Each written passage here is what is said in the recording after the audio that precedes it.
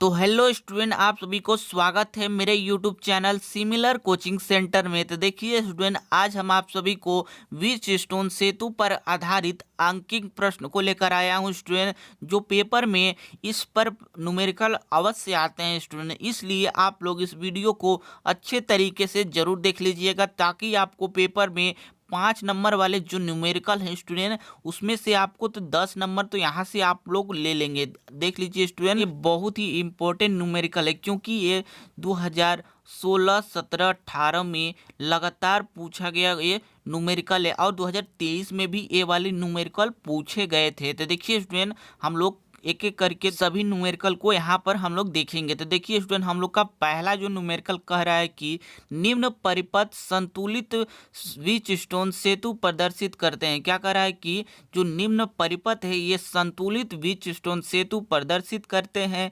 चित्र में आर का मान ज्ञात कीजिए, और चित्र में जो आर है यहाँ पर, इस आर प्रतिरोध का मान ज्ञात करने को कह रहा है, और तथा वैद्युत धारा I1 का मान बताइए। तो देखिए स्टूडेंट, इस चित्र में हम लोग को आर का मान ज्ञात करना है और वैद्युत धारा I1 का। तो देखिए स्टूडेंट, हम लोग कैसे ज्ञात करेंगे। तो सबसे पहले यहाँ पर देखिए स्टूडेंट की कह रहा है कि संतुलित व्हिच स्टोन सेतु प्रदर्शित करते हैं। ये जो परिपथ है संतुलित व्हिच स्टोन सेतु प्रदर्शित करते हैं। तो यहाँ पर सबसे पहले आप लोग लिखेंगे कि यह संतुलित व्हिच स्टोन सेतु है। यहाँ पर लिखेंगे पहले, सबसे पहले स्टूडेंट। इतना लिखने के बाद स्टूडेंट यहाँ पर देखें कि जब व्हिच स्टोन सेतु संतुलित हो जाएगा तो इस जो परिपथ में इसमें धारा कोई प्रवाह नहीं होगी। क्या होगी स्टूडेंट? इसमें जो धारा है कोई प्रवाहित नहीं होगा। तो देखिए स्टूडेंट, हम लोग आगे करते हैं यहाँ पर कि यह संतुलित व्हिच स्टोन सेतु है। तो इसलिए बच्चों, हम लोग सबसे पहले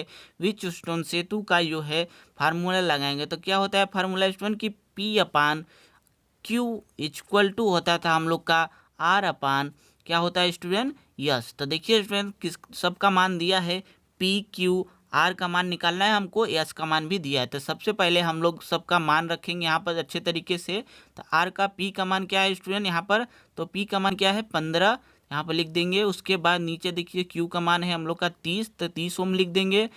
बराबर स्टूडेंट आगे देखिए कि आर का मान हमको निकालना है, तो आर यहाँ पर लिख देंगे, और यहाँ पर यस का मान कितना है? 6 ओम, तो यहाँ पर 6 ओम लिख देंगे। तो देखिए स्टूडेंट, इसको काटेंगे कैसे कि 15 दूना यहाँ 30 हो जाता है। यहाँ पर देखिए कि, और आगे यहाँ पर काट देंगे कि यहाँ पर भी कट जाएगा यहाँ पर। तो आर का मान कितना आया स्टूडेंट? यहाँ पर देखेंगे तो आपका आर का मान आ जाएगा यहाँ पर अच्छे तरीके से देखिए कि 3 ओम। यहाँ पर तिर्यक गुणा होगा तो यहाँ पर आर का मान यहाँ पर हो जाएगा 3 ओम।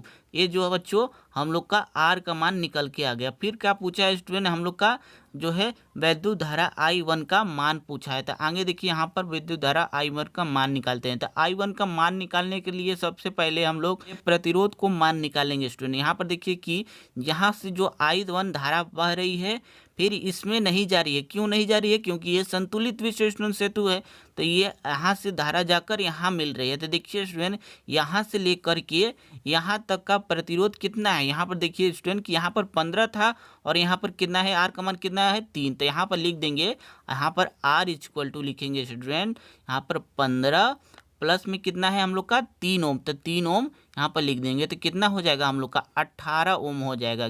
कितना आएगा स्टूडेंट?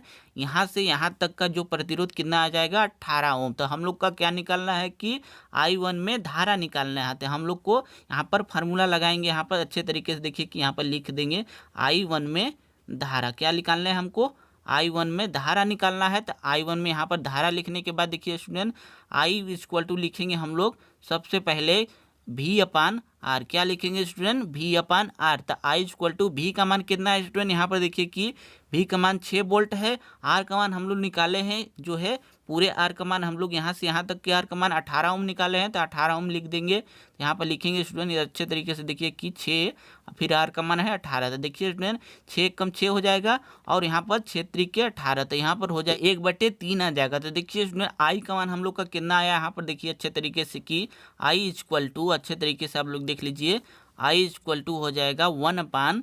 कितना आएगा स्टूडेंट? 1/3। तो I का मान कितना हो गया हम लोग का? यहाँ पर अच्छे तरीके से एक बार फिर से लिख लीजिए कि I का मान हम लोग को निकल के आ गया 1/3 हो जाएगा। तो यही हम लोग का धारा का मान हो जाएगा, और ये हम लोग का प्रतिरोध आर का मान हो जाएगा। तो देख लीजिए स्टूडेंट, थोड़ा सा टाइम लगा होगा लेकिन आपको एक एक पॉइंट अच्छे तरीके से समझ में आ गए होंगे। तो आगे देख लीजिए स्टूडेंट, इसको अगर आप लोग समझ लिए हैं तो स्क्रीनशॉट ले लीजिए, फिर अगले क्वेश्चन को हम लोग देखते हैं। देखिए स्टूडेंट, हम लोग का दूसरा नंबर जो क्वेश्चन है यहाँ पर देखिए ध्यान से कि दिए गए परिपथ की सहायता से सेल के सिरों के बीच का वोल्टता ज्ञात कीजिए। क्या कर रहा है कि दिए गए परिपथ की सहायता से सेल के सिरों के बीच का वोल्टता ज्ञात कीजिए। तो देखिए स्टूडेंट, इस परिपथ को आप लोग ध्यान से देखिए। सबसे पहले परिपथ को आप लोग देखना है, उसके बाद हम लोग इसके न्यूमेरिकल को सॉल्व करेंगे। तो देखिए स्टूडेंट, यहाँ पर कि एक हम लोग का परिपथ है जिसमें यहाँ पर 2.5 वोल्ट का एक बैटरी लगी हुई है, इसमें वोल्ट है और इसमें आंतरिक प्रतिरोध का मान है स्टूडेंट हम लोग का यहाँ पर 0.5 ओम है। तो देख लीजिए स्टूडेंट, और यहाँ पर ये परिपथ है। तो सबसे पहले हम लोग इस परिपथ को चेक करेंगे कि विच स्टोन सेतु संतुलित है कि नहीं है। तो सबसे पहले इसको चेक करने के लिए देखिए स्टूडेंट, हम लोग क्या करेंगे कि विच स्टोन सेतु का फार्मूला लगाएंगे। तो यहाँ पर लिखेंगे स्टूडेंट, अच्छे तरीके से आप लोग देखिए कि विच स्टोन सेतु का फार्मूला क्या होता है। तो आप लोग को पहले क्वेश्चन में पता ही हो गया होगा कि फार्मूला क्या होता है। तो देखिए, सबसे पहले हम लोग फार्मूला को यहाँ पर लिखेंगे कि यहाँ पर फार्मूला होता है स्टूडेंट P अपान में यहाँ पर Q इक्वल टू होता है R अपान में यस। यही आपका विच स्टोन सेतु का फार्मूला होता है। तो इसमें हम लोग स्टूडेंट इसका मान रख के पता करेंगे कि ये विच स्टोन सेतु संतुलित है कि नहीं। तो देखिए स्टूडेंट, P का मान क्या हो जाएगा इसमें, P का मान हम लोग रखेंगे 1 ओम और Q का मान रखेंगे 2 ओम। तो देखिए यहाँ पर अच्छे तरीके से कि 1 यहाँ पर लिखेंगे 1 अपान में 2, क्या लिखेंगे स्टूडेंट, 2 लिखेंगे इक्वल टू हम लोग का कितना हो जाएगा। देखिए आप लोग ध्यान से कि 2 और यहाँ यस का मान कितना है 4 ओम। तो यहाँ पर 2 अपान में कितना हो जाएगा 4 ओम। तो देखिए स्टूडेंट, हम लोग का इसको बराबर है कि नहीं उसको सबसे पहले जांच करेंगे। तो देखिए स्टूडेंट, यहाँ पर 2 एक कम 2, 2 दूनी 4, यहाँ पर कट गया। तो देख लीजिए स्टूडेंट, इसके बराबर ये भी आ गया। तो देख लीजिए स्टूडेंट, सबसे पहले आप लोग को ये कंफर्म हो गया कि ये जो परिपथ है विच स्टोन सेतु है। तो सबसे पहले ये क्लियर हो गया। बीच वाले जो परिपथ में जो है धारा, इसमें कोई धारा प्रवाहित नहीं होगी। क्या होगी स्टूडेंट, इसमें कोई धारा प्रवाहित नहीं होगी। तो यहाँ पर लिख देंगे अच्छे तरीके से कि दिया गया विच स्टोन सेतु है, परिपथ दिया गया। उसके बाद देखिए स्टूडेंट, उसके बाद हम लोग अतः 5 ओम प्रतिरोध में धारा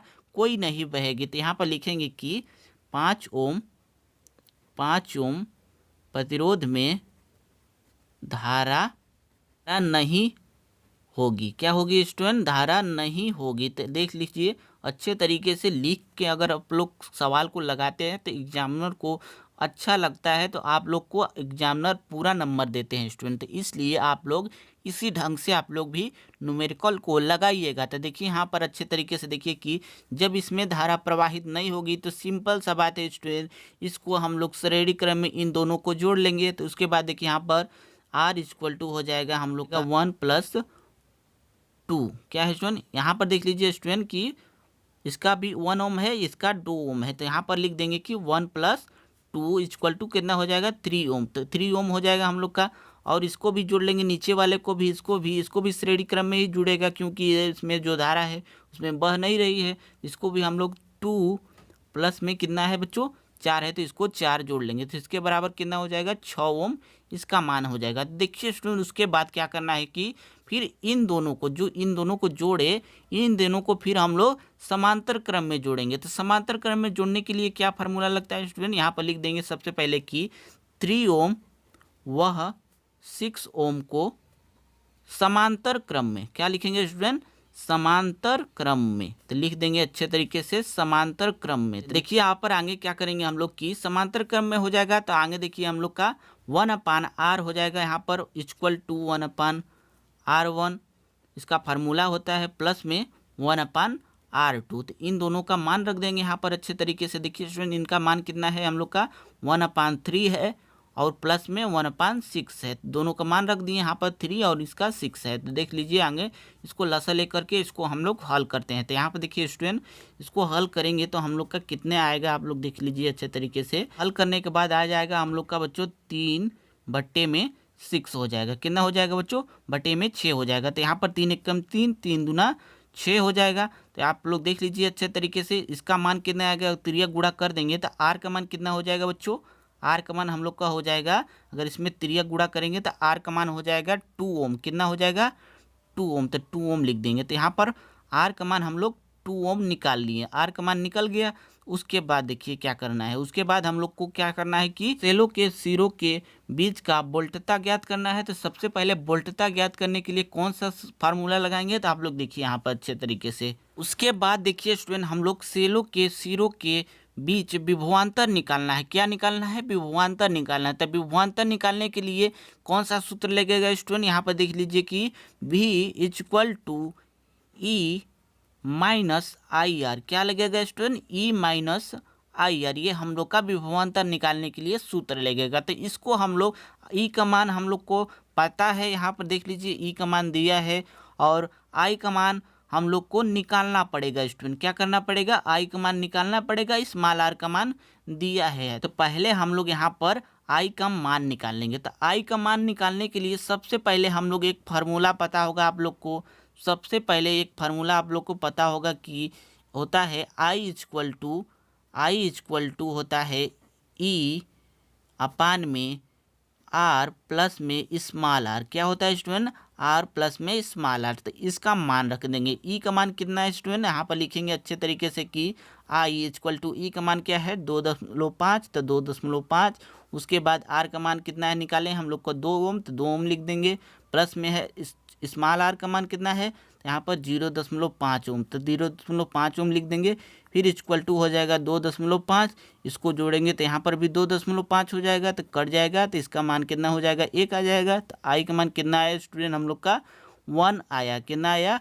1 एम्पियर आ गया आई का मान। तो यहाँ पर 1 एम्पियर लिख देंगे। उसके बाद देखिए बच्चों, इसके जो है आई का मान हम लोग का निकल गया और आर का मान हम लोग का निकला ही था, तो उसको हम लोग को जरूरत भी नहीं है। आई का मान निकालने के लिए ही आर का मान हम लोग निकाले हैं। तो उसके बाद देखिए बच्चों, इसमें हम लोग इस फार्मूला में हम लोग इसके मान को रख देंगे। तो मान को रखेंगे स्टूडेंट और हम लोग का आंसर आ जाएगा। तो यहाँ पर देखिए कि V = है तो E का मान कितना है? 2.5। तो 2.5 लिख देंगे।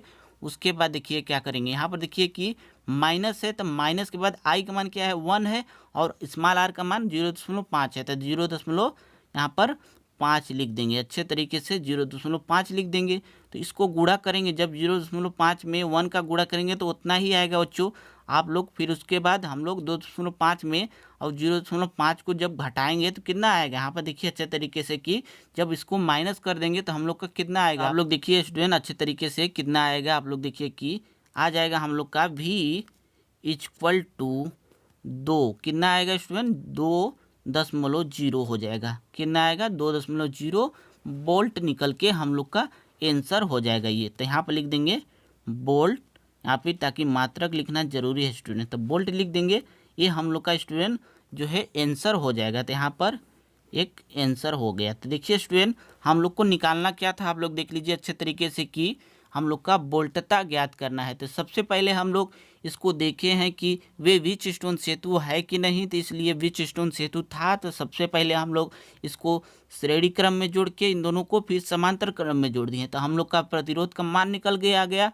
उसके बाद हम लोग आई का मान हम लोग को जरूरत पड़ा, तो आई का मान का सूत्र होता है आई = होता है E अपान में R प्लस स्मॉल r। तो इसका मान रख के हम लोग आई का मान निकाल लिए। उसके बाद हम लोग सेलों के सिरों के बीच का विभवांतर निकालना था। हम लोग का V = E minus I R होता है फार्मूला। तो इसके मान को हम लोग रख दिए और हम लोग का मान यहाँ पर आ गया। तो देख लीजिए स्टूडेंट और स्क्रीनशॉट ले लीजिए। अगर आपको कोई भी समझ में नहीं आया है तो आप लोग कमेंट कीजिए, मैं और अच्छे तरीके से बताने की कोशिश करूँगा। और आप लोग इसको ज़रूर स्क्रीनशॉट ले लीजिए, क्योंकि ये 5 नंबर में आते हैं स्टूडेंट, आपके पेपर में 5 नंबर में आते हैं। तो इसलिए आप लोग इसको ज़रूर स्क्रीनशॉट ले लीजिएगा, ताकि आपको पेपर में 5 नंबर मिल जाएंगे स्टूडेंट। तो ठीक है स्टूडेंट, आज के लिए तो बस करते हैं। कल मिलते हैं ऐसे ही इम्पोर्टेंट न्यूमेरिकल के साथ। तब तक के लिए आप लोग मेरे वीडियो को देखते रहिए और शेयर ज़रूर कर दिया कीजिए।